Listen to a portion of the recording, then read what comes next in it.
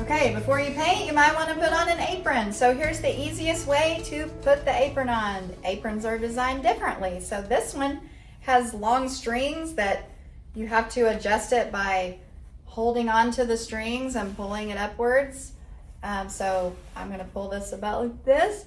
But no matter what kind of apron you wear, in middle school, it's easiest just to cross the back, bring it around the front, and tie a bow. Do not tie double knots, okay? That way it's easy to untie and you can quickly get the apron off and hang it up back where it goes. To paint with acrylic, you will need your project, some paintbrushes, a paper towel. Always have a paper towel handy. You may have a rag available if your teacher has them. These are a little bit more absorbent than these paper towels. A water container never needs to be filled up. You'll need a paint palette. We use styrofoam plates in our class and we rinse them off when we're done. To use acrylic paint, you want to be sure you put on an apron, roll up your sleeves, take off big puffy jackets or anything that would be easy to get paint on. You want to move your backpacks out of the way, over to the side of the room. Just check your environment and make sure there's nothing around that you don't want to get paint on. And be very careful not to get it on your neighbors. Acrylic paint will ruin a paintbrush very quickly if it's not washed out completely, so we will talk about how to clean paintbrushes at the end of this video.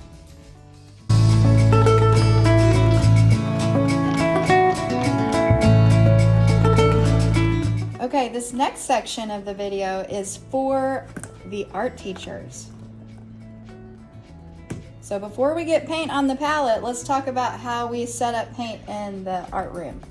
I use these bottles from Walmart. They're about 97 cents a piece. They come with a taller spout and I cut that off and I cut the lid off. It's way easier to unclog one of these than it is one of the long spouts. So these have been sitting for a while. We put our finger over the top of this to mix it up. But let me show you how I get these unclogged. Sometimes I'll train students how to do this and they can help me. And so this lid is clogged. It's been sitting all summer. So the first thing I do is try to peel away the portion on the top. These are going to be really dry. Sometimes you get lucky and this comes right out. I usually keep a paper towel handy here so I can wipe the clogs on there, a place to set these, and look at that, that comes right out of there. So I set that on my paper towel. Sometimes if that doesn't come out, I will keep a stick handy and I will push the clog out from the inside. Occasionally we need to give all of the lids a good bath, but this is good for today. So it's nice and unclogged to fill these bottles.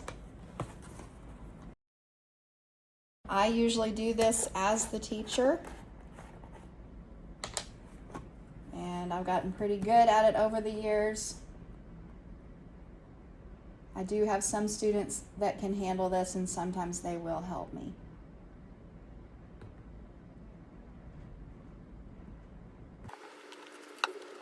I also keep a wet towel handy in case of spills. I can quickly wipe up the bottle and clean up any messes.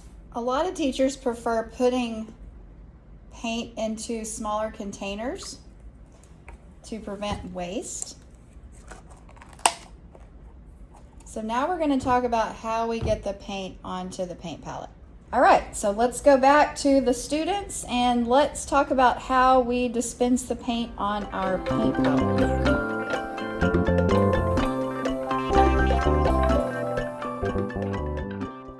If you are going to put paint directly on your palette with a squeeze bottle, you're simply going to gently make sure the paint is going to come out and then slowly squeeze until you have about a nickel size of paint.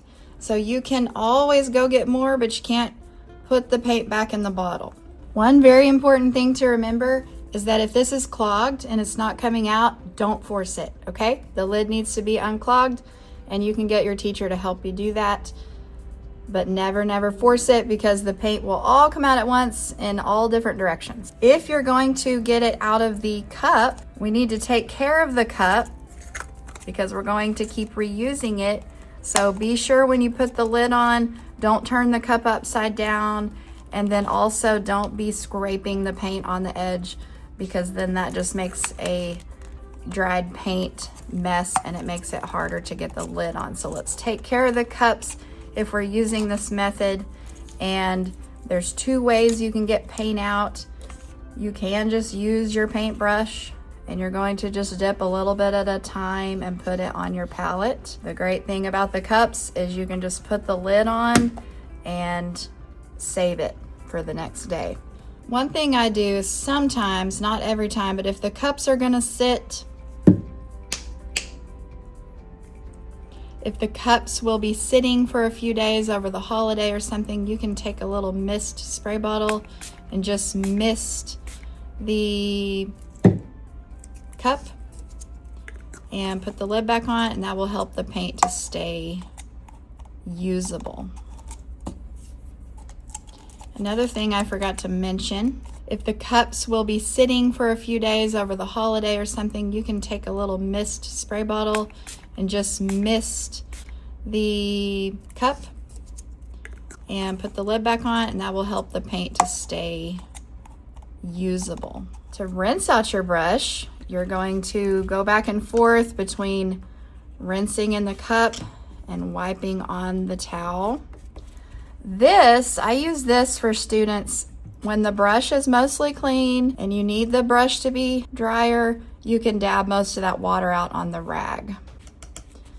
You may not have those in your classroom, and that's okay. If you do have some palette knives, you can also use these to scoop out some paint onto your plate or your paint palette.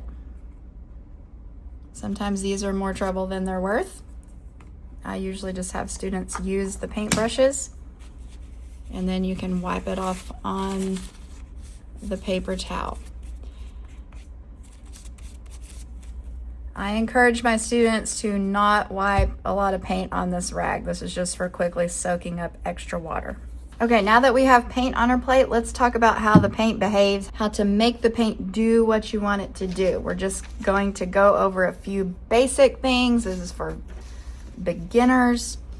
And so we've got this acrylic paint, and sometimes if you don't use enough water, I want to show you what dry brushing is. So if there's not enough paint on the brush, or if the paint is drying out, you may experience not being able to get it to spread. Okay, you can reload and put more paint on, or you can put a dot of water in the paint. If it's not flowing very well, you can mix a little bit of water, not much, just a dot, just enough to help it flow off of the brush. Okay. If we get too much water in the paint, let me show you this. It will start to look like watercolor paint, and it won't cover very well. So you don't want to use too much water with acrylic, just enough to help it flow. This is called a filbert brush. It's flat, but it's also rounded. Different brushes do different things. Even though this paintbrush is really big, I could paint a thick line, and then I can turn it on its edge and I can make a thin line. Or I can go from thin and then press down and make it go to thick. If you are fortunate to have nice detail brushes, you never want to mix and scrub with your paint brushes. It'll make them look like, it will make the bristles all spread out, and then it's annoying to work with. So you want to mix your paint with a bigger brush, and you can mix colors on your plate. So you're going to mix with a bigger brush. Always rinse out your brush. If you leave a brush sitting there with paint paint on it just laying over here, it's gonna dry and it's gonna ruin the paintbrush. So a detail brush can be used with a little bit of water, thin it out a little bit more. You can twist it to a point on your palette, but you can get some really thin lines with the detail brush. The only thing is you have to reload them more often because they don't hold as much paint. If it's not flowing off the brush very well, then you need to add a dot of water, twist that water into there, and then you can have it flow off of the brush a little bit easier. Let's talk about basic blending. If you want to blend two areas of paint, so let me get some orange on here. The key to blending is you want both colors to be wet at the same time. So two adjacent colors, that just means next to each other. And then I'll just bring the pink into the orange a little bit, bring the orange into the pink a little bit. But once those are dry, you won't be able to blend them. You'll have to put more paint on while it's still wet. And get that paint wet. Some of this paint takes 2 coats, so sometimes you've got to keep adding a layer and then blending, making them fade together. Rinsing the brush out.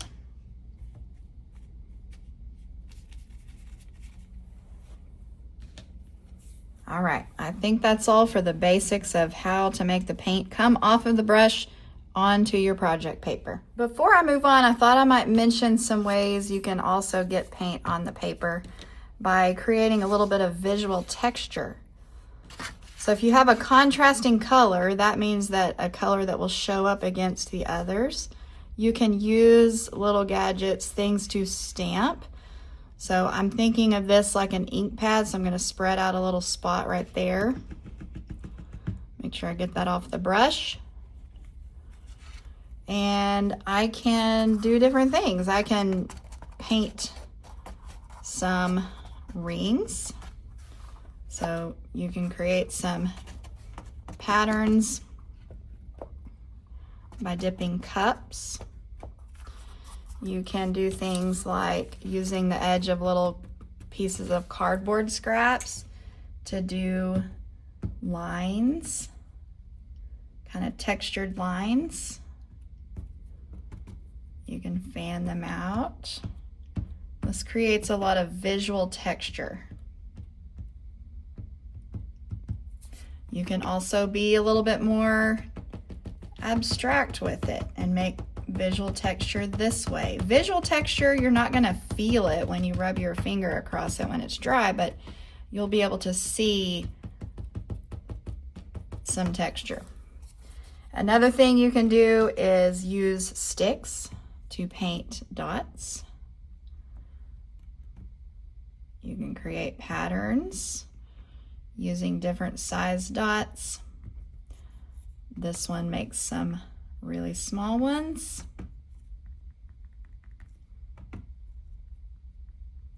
So you can get some interesting visual textures that way. Here's a larger stick.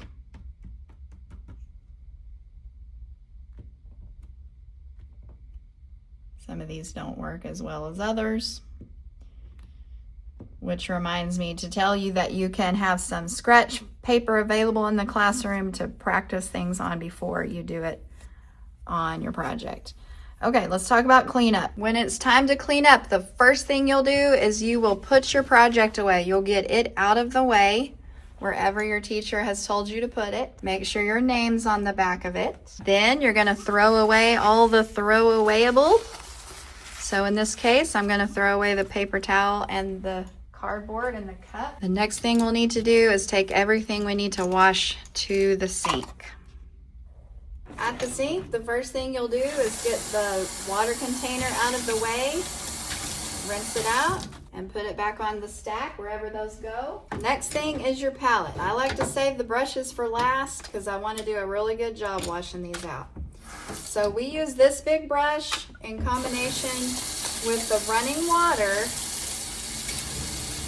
to loosen up the paint, break up the paint into more of a liquid so that it will go down the sink.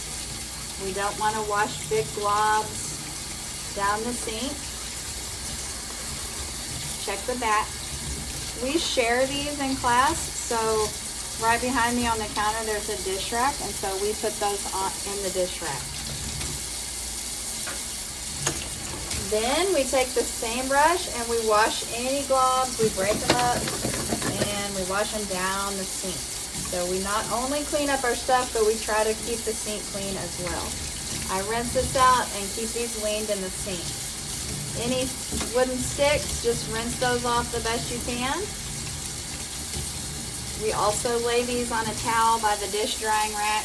And then lastly is the brushes. So get most of the paint on them. We use little bars of soap, which is a quick way to rub some soap on the brush. And then massage the bristles. There wasn't a whole lot of paint in these brushes, but sometimes there is. This is called the ferrule. You want to get your finger and really get that paint out of there. And then rinse the soap out. Make sure you get the soap out of the bristles.